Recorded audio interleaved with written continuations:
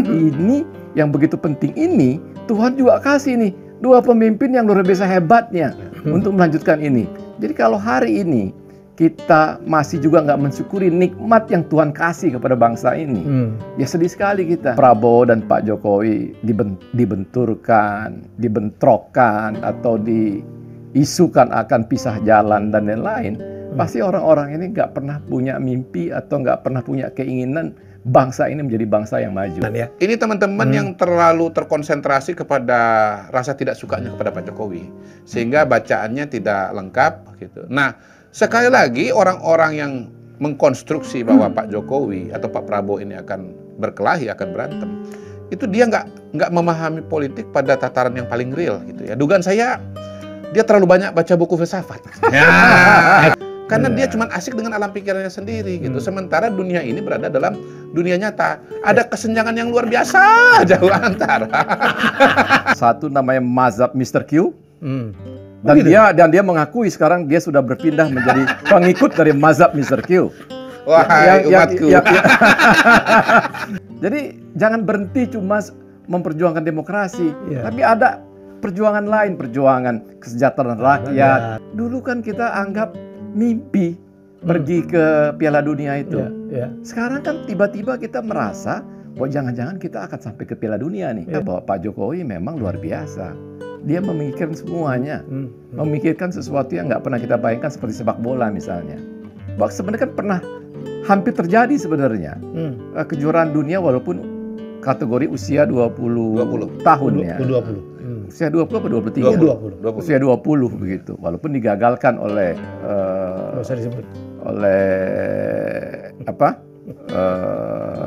bawahannya ya.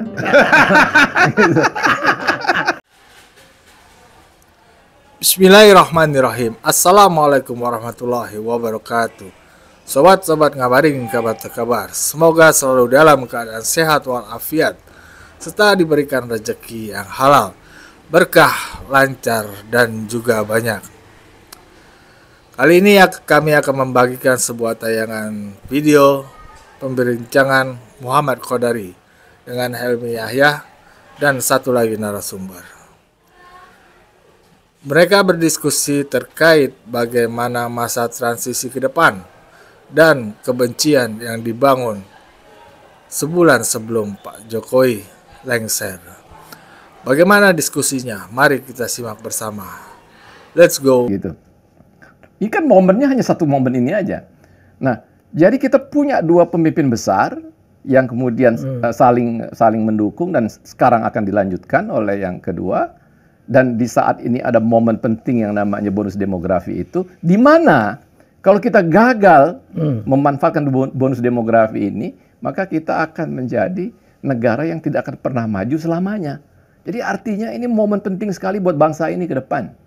Dan momen ini yang begitu penting ini, Tuhan juga kasih nih dua pemimpin yang luar biasa hebatnya untuk melanjutkan ini. Jadi kalau hari ini kita masih juga nggak mensyukuri nikmat yang Tuhan kasih kepada bangsa ini, ya sedih sekali kita. Inilah saatnya kita harus bersama-sama, bahu-membahu, seperti Pak Prabowo bilang lah, dia harus merangkul semua kekuatan untuk bersama-sama menghadapi bonus demografi ini, menghadapi tantangan Indonesia ke depan yang tentu sulit, tetapi ini adalah momen kita untuk mendapatkan kepastian sebagai negara maju itu. Gitu.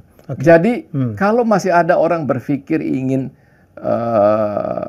Pak Prabowo dan Pak Jokowi dibenturkan, dibentrokkan, atau diisukan akan pisah jalan dan lain-lain, pasti orang-orang ini nggak pernah punya mimpi atau nggak pernah punya keinginan bangsa ini menjadi bangsa yang maju.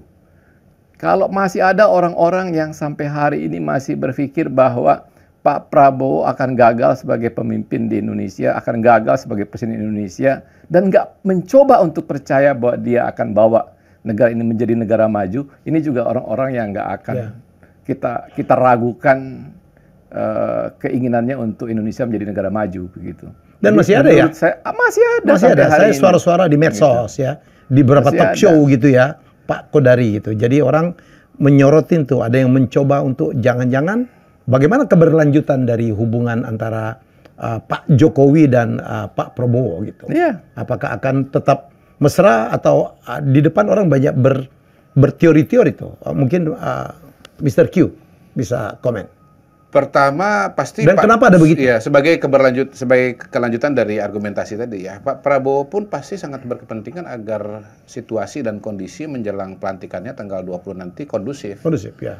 Jadi yang akan menjaga stabilitas ini bukan cuma Pak Jokowi tapi juga Pak Prabowo. Dan Pak Prabowo punya perangkat itu kan, karena beliau adalah ketua umum Partai Gerindra yang sangat besar. Yang sangat besar. Kemudian ya dia juga punya tokoh-tokoh politik yang juga luar biasa, Pak Dasko misalnya, kan, Pak Ahmad Muzani, orang-orang yang punya jaringan dan cara berpikir yang juga ke depan gitu, sehingga yang menjaga proses ini bukan cuma Pak Jokowi. Ini di sini orang sering salah. Pak Jokowi berusaha untuk menjaga situasi kondisi agar tetap kondusif. Tetapi dia adalah lemdak, dia udah mulai kehilangan kekuatannya, mulai kehilangan wewenangnya. Ini pulung sudah bergeser kepada Pak Prabowo. Iya betul memang kepada Pak Prabowo. Tetapi dia salah bahwa Pak Prabowo itu akan meninggalkan Pak Jokowi atau membiarkan situasi ini menjadi kacau. Nggak mungkin. Gitu. Jadi ini teman-teman karena beliau juga berkepentingan ya. Ini teman-teman yang terlalu terkonsentrasi kepada rasa tidak sukanya kepada Pak Jokowi. Sehingga bacaannya tidak lengkap. Ya, dia membaca peta dan kondisi di lapangan itu banyak missing point di situ. Dia blind spotnya terlalu gede gitu. Nah, kalau kita bicara Pak Prabowo sangat berkepentingan, pasti dong dia pengen dia jadi presiden, dia nanti jadi presiden, situasinya kondusif. Karena kalau situasi nggak kondusif, sulit juga dia. Kan PR besar buat dia. Dia punya banyak agenda-agenda besar yang harus dilaksanakan. Mulai dari makanan bergizi gratis lah. 3 juta rumah. 3 juta rumah. Pertumbuhan ekonomi. Ini nih yang paling penting. Pertumbuhan ekonomi 8%. 8% itu nggak main-main tuh. Pertumbuhan 8% itu pasti syarat utamanya adalah stabilitas politik. Karena kalau nggak ada stabilitas, orang nggak bisa kerja. Investor nggak berani masuk. Kemandirian energi. Iya, Anda boleh nggak suka sama Pak Jokowi. Anda boleh mendiskon Pak Jokowi habis-habisan. Tetapi please, Anda lihat Pak Prabowo. Cobalah melihat dari kacamata Pak Prabowo. Gitu. Nah, sekali lagi orang-orang yang mengkonstruksi bahwa Pak Jokowi atau Pak Prabowo ini akan berkelahi, akan berantem, itu dia nggak memahami politik pada tataran yang paling real gitu ya. Dugaan saya dia terlalu banyak baca buku filsafat. Kau nyindir kau nih. Enggak. Gini, filsafat itu memang ibunya ilmu pengetahuan, metode berpikir. Tetapi yang namanya filsafat itu diproduksi dengan cara apa? Armchair method. Metode kursi goyang. Apa itu kursi goyang? Dia berada dalam sebuah tempat, ya kan, tenang, aman, nyaman dalam rumah gitu. Sementara dia nggak tahu bagaimana proses-proses politik, pembuatan kebijakan publik, dan dinamika kenegaraan itu terjadi di luar sana gitu. Jangan pernah Anda mendengarkan orang yang terlalu banyak baca buku filsafat. Karena dia cuma asik dengan alam pikirannya sendiri gitu. Sementara dunia ini berada dalam dunia nyata. Ada kesenjangan yang luar biasa jauh antara apa yang dia baca dengan yang terjadi di lapangan. Makanya salah baca. Karena kita tahu Anda makanya salah baca. Orang yang justru di sana seninya kan. Penonton ini pasti senang di situ. Kalau disebut namanya kan malah nggak asik lagi. Kayak ibarat film misteri kan gitu kan. Iya, kalau langsung dikasih tahu siapa pelakunya, film selesai kan gitu. Jadi coba lihatlah dari kacamata Pak Prabowo. Pak Prabowo itu nggak mungkin berkelahi dengan Pak Jokowi. Satu, dia tahu Pak Jokowi itu berperan dalam proses dia terpilih sebagai presiden. Yang kedua, alam pikiran mereka sama. Ketiga, dia tahu Pak Jokowi pendukungnya juga banyak. Gitu loh. Kalau dia kemudian berkelahi dengan Pak Jokowi, maka kemudian dia menciptakan instabilitas politik. Gitu loh. Nah, semua elemen itu membuat ruang-ruang atau teori-teori yang dibangun dikonstruksikan secara virtual dari kursi goyang. Ini filsafat ini juga teman-teman filsafat ini yang dari kursi goyang ini ngomongnya lagi di ruang virtual lagi gitu loh. Hari ini Mas Ulil tuh menulis bagus sekali di Kompas. Ulil Absor Abdallah. Dia mengatakan begini, bahwa sekarang itu manusia ini, saya sebetulnya pemikiran saya udah lama ya. Saya kan punya teori bahwa manusia modern itu sekarang hidup dalam dua dunia. Dunia maya dengan dunia nyata. Oke. Ya. Nah, antara dunia maya dengan dunia nyata ini makin hari makin ke sini itu kesenjangannya makin luar biasa gitu. Jadi ruang virtual, ruang maya yang disebut oleh Ulil sebagai simulacrum itu pada hari ini bisa sangat berbeda dengan apa yang terjadi di lapangan. Nah, ini berbeda dengan mungkin 30-40 tahun yang lalu. Apa yang kita baca di media misalnya, dengan apa yang terjadi di dunia nyata itu dekat. Memang media masa itu memberitakan peristiwa yang terjadi di lapangan. Tapi kalau media sosial, kejadiannya juga nggak ada, dia bisa muncul beritanya itu. Iya, dia bisa bangun itu, itulah yang namanya post-truth. Pasca kebenaran itu. Pasca kebenaran itu adalah kebenarannya nggak ada, tapi seolah-olah kebenaran. Tapi kalau diulang-ulang, diyakini sebagai kebenaran. Itulah dia. Dan yang lebih hebat lagi sebenarnya Ulil juga mampu menerjemahkan dengan baik apa yang terjadi hari ini. Dia bilang ini sekarang ini di semua podcast itu ada semacam dua perbedaan, yang dua mazhab istilah dia. Satu namanya mazhab Mr. Q. Dan dia mengakui sekarang dia sudah berpindah menjadi pengikut dari mazhab Mr. Q. Wahai umatku. Jadi Ulil sudah jadi umatnya Mr. Q. Mazhab kedua adalah mazhab SM namanya. SM itu mungkin Saiful Mujani lah. Apa perbedaan dua mazhab ini? Mazhab yang pertama yang dibilang mazhab SM ini melihat demokrasi itu sebagai kemaslahatan utama dan kemaslahatan satu-satunya bagi bangsa ini. Jadi kalau demokrasi terganggu, maka ini akan mengganggu kemaslahatan. Kalau mazhab Mr. Q, demokrasi ini hanya satu bagian dari begitu banyaknya macam-macam kemaslahatan buat bangsa ini. Jadi jangan berhenti cuma memperjuangkan demokrasi, tapi ada perjuangan lain, perjuangan kesejahteraan rakyat, perjuangan negara besar, banyak perjuangan macam-macam kok. Dan di sisi yang lain lagi kalau kita lihat hari ini, itu kan praktis sebenarnya kalau kita kemarin nonton sepak bola ya, Indonesia sama Australia itu, dulu kan kita anggap mimpi pergi ke Piala Dunia itu. Sekarang kan tiba-tiba kita merasa bahwa jangan-jangan kita akan sampai ke Piala Dunia nih.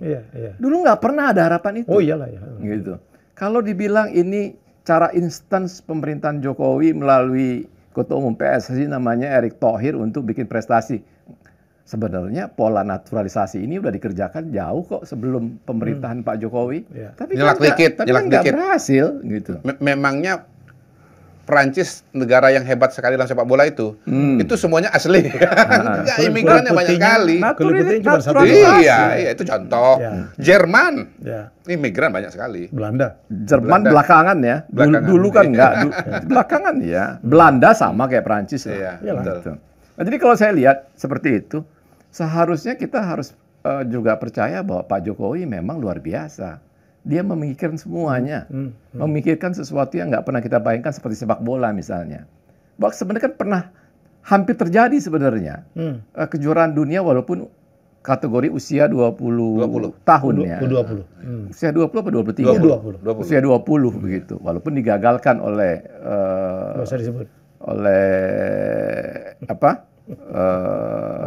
bawahannya ya.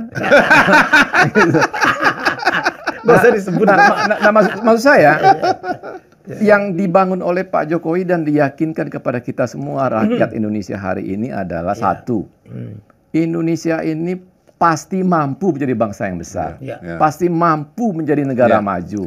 Indonesia ini pun dalam sisi tersendiri misalnya mampu juga ikut Piala Dunia. Asal apa? Jangan ribut-ribut lagi lah. Jangan ribut-ribut lagi. Kita bersama. Contoh di sepak bola juga masih ada juga yang nyinyir soal sistem pola naturalisasi yang dilakukan oleh Ketua Umum PSSI hari ini. Padahal kalau kita lihat bagaimana rakyat menonton sepak bola malam itu, kita lihat stadion, isi stadion malam itu luar biasa sekali. Keyakinan kita bisa menuju Piala Dunia itu sekarang sama besarnya dengan keyakinan bahwa 2045 kita akan menuju Indonesia emas, kita akan menjadi negara maju, gitu. Apalagi menurut saya Kodari ya dengan peristiwa kemarin di mana mahasiswa turun itu rakyat itu punya wewenang juga ya untuk mengontrol untuk melakukan koreksi. Iya betul. Setuju kan? Iya, Dan setuju. itu ternyata kemarin Jadi berhasil tuh. Jadi mungkin nyambung sedikit ya, mungkin terbatas tempatnya kalau mau eksplorasi lebih jauh. Dan saya akan eksplorasi di kesempatan yang lain. Oh, jadi kita panggil lagi nih. Istilah multiple maslahat itu kan dari Mas Ulil ya. Ya. Kalau saya mungkin lebih sederhana lagi bahwa ya cita-cita kita itu apa sih? Ya. Kalau buat saya cita-cita kita itu adalah Indonesia menjadi negara maju. Itu satu. Sekarang tantangan kita apa? Tantangan kita bonus demografi. Yang kalau tidak kita kelola dengan benar, dia menjadi bencana demografi. Ya. Seperti negara-negara lain. Ini pedang bermata dua. Iya. Negara-negara lain udah aging semua. Opportunity itu hadir di depan mata kita pada hari ini. 10, 15, 20 tahun ini. Gitu. Kalau kita salah langkah, kita salah strategi, kita salah kepemimpinan, maka kita akan gagal untuk bisa menjadi negara maju itu. Gitu loh. Dan itu adalah taruhan yang paling besar kalau buat saya pribadi. Nah, saya melihat diri saya sebagai seorang patriot. Itu how I define myself ya. In terms of apa sih yang Anda bayangkan, Anda cita-citakan mengenai Indonesia negara maju. Tadi Pak Jokowi kan pidato di IKN ya. Dia pengarahan lah kepada TNI Polri dari seluruh Indonesia datang di IKN. Beliau mengatakan kita punya cita-cita Indonesia negara maju, pendapatan 23.000 US dollar tahun 2045. Berapa sih 23.000 US dollar itu? Kalau dikalikan 15.000, sekitar 345 350 juta per tahun. Dibagi 12 bulan berapa? 29 30 juta. 30 juta. Jadi Pak Jokowi itu mencita-citakan pendapatan rata-rata orang Indonesia tahun 2045 30 juta rupiah. Nah, itulah cita-cita yang apa? Kalau dikuantifikasi ini ya, supaya jadi jelas apa sih Indonesia emas, apa Indonesia maju itu, paling tidak dari salah satu indikatornya adalah pendapatan Indonesia. Dan memang kalau kita bicara pembangunan, indeks-indeks pembangunan, salah satu indikator negara maju itu kan dari pendapatan. Ya tentu ada indeks-indeks atau indikator-indikator lain seperti pendidikan, kesehatan, dan seterusnya begitu. Tetapi itu adalah cita-citanya Pak Jokowi dan pertaruhannya itu adalah pada hari ini. Nah, untuk menuju ke arah itu, hemat saya, instrumen kita itu ada dua, satu demokrasi, dua teknokrasi. Ya, tadi itu perbincangan Mr. Q bersama narasumber lain dan Bung Helmi ya. Ya, beliau mengatakan bahwasanya tidak ada perpecahan antara Prabowo dan juga Pak Jokowi. Dan beliau itu mengibaratkan kerja Presiden Jokowi itu sangat luar biasa di segala bidang. Salah satunya kemajuan sepak bola ya. Nggak ada banyak orang yang tahu Pak Jokowi itu bermain di belakang PSSI. Sehingga timnas sampai sekarang pun luar biasa. Yang dulu kita mimpi aja enggak gitu. Tapi sekarang kita yakin tuh besok timnas Indonesia tuh akan masuk Piala Dunia. Sampai di situ pemikirannya Pak Jokowi. Enggak satu bidang, seluruh bidang. Semua diusahakan. Bagaimana nih menurut sobat-sobat sekalian?